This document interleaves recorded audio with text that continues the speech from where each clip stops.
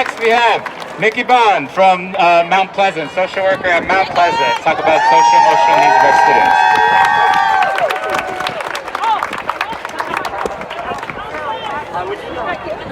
So I want to talk about a couple things. I do want to talk about social emotional learning. I also want to talk about community partnerships. Before I came to this district, I was a project manager for a local health equity zone. Have you guys heard of health equity zone? Has. Okay? Good. Turn it up. The HES used the school as the financial backbone agency. And what that did is it made sure that the schools had food pantries, vision care, dental care, mental health care, community gardens. But more than that, the community partnerships started really providing for the whole child. Not just part of the child, not just the academic part of the child, but the whole child. And by the way, having those partnerships did not mean eliminating critical school staff like our school nurses. We need to recruit and retain more of these professionals, especially in our schools that have high turnovers and high vacancies. We need to recruit more bilingual school support professionals, but we need a contract that is democratic and equitable for these folks to want to join our team.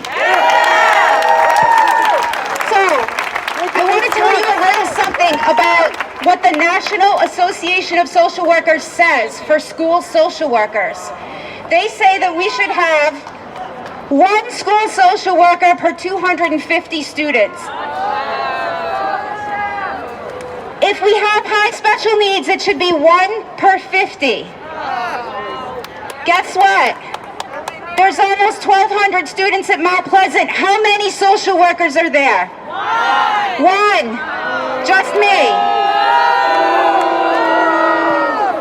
But it's not just that, okay? Because I'm up for a challenge. The fact is what do I do there? What does my day look like when I'm there? Am I running around providing social emotional learning for all those kids, for 1,200 kids? No. Because I have about 40 kids who have counseling in their IEPs. That means I am mandated to service these kids weekly. Do the math. If it's a half hour per kid, that's 20 hours per week. That doesn't include Medicaid billing. That doesn't include writing IEP goals, reaching out to families. What about the other 1,100 kids in my school? Or how about the fact that 4 times in the past 4 weeks, in the past few weeks, 4 times I've had to ride on an ambulance with a student because they wanted to die. Not just die, but they knew how they were going to die, what they were going to do to die, and where and when they were going to do it.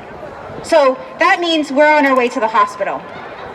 That means that we're collaborating with community partnerships, okay? That's good.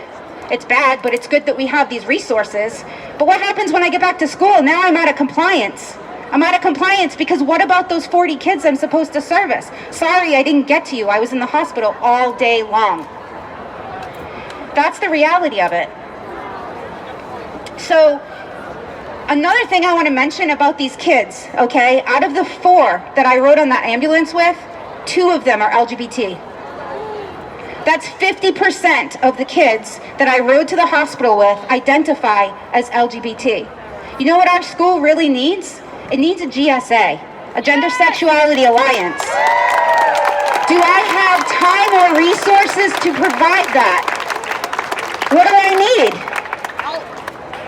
We need more social workers. We need to demand more social workers. We have to. One social worker to 1,200 kids is egregious. It's not okay. But again, we need to be able to have contracts where people want to come and work for us, where they feel supported. So I want to leave Ride with one question. Because 3 weeks ago, we did lose a student by suicide.